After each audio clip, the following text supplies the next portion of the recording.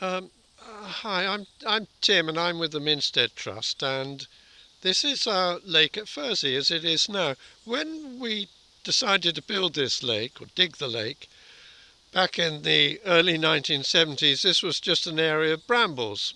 And if you look over this end here, there was just a trickle of water coming in under the hedge, and then disappearing into the ground, and then the ground drops away quite steeply, as you will know if you've been here, down to this bottom path. So down to here, down here, and uh, it would rise again there. The water came up again there. So we thought maybe we've got enough water to build a lake. We didn't do any proper assessment or surveys or anything like that. We just started digging. So we got it was a Hymac excavator, tracked excavator, a big thing.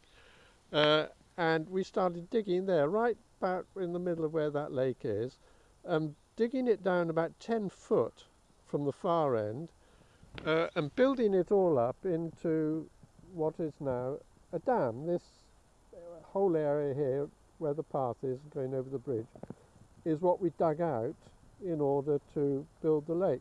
The trouble was that the Hymac driver, he was a very good driver, but he didn't realise how quickly the water was going to rise. None of us realised it was going to be so effective.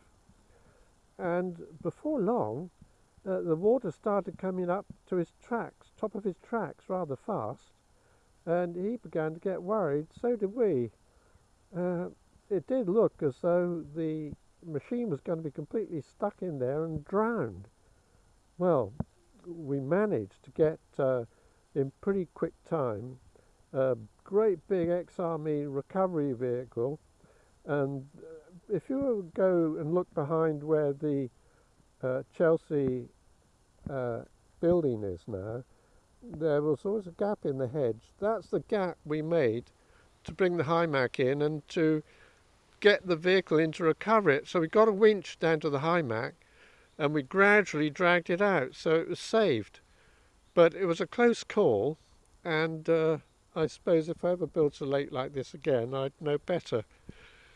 But ever since, and this is really the interesting thing about what I want to show you, we've had leaks in this dam. In fact, now there's a concrete wall that runs right through the middle of it, which we put in, I suppose, about 25, 30 years ago.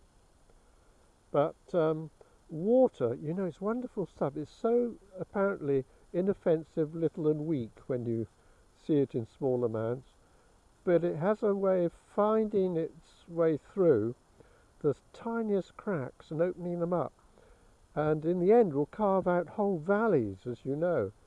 So it's a quiet, gentle thing, water, and yet it has this wonderful power and ability. I like to think that we're a bit like that. We're not strong and powerful, really, as an organisation, but we're very persistent. And throughout the decades that we've been going, we've been really persistent and determined to keep going, often in our own little way, doing things rather differently to the way that other people might do them. And that, I think, is going to be one of the things that brings us through the present crisis. Just this ability to keep on working and working away, just like water works through, opens things up and refreshes them. Farewell.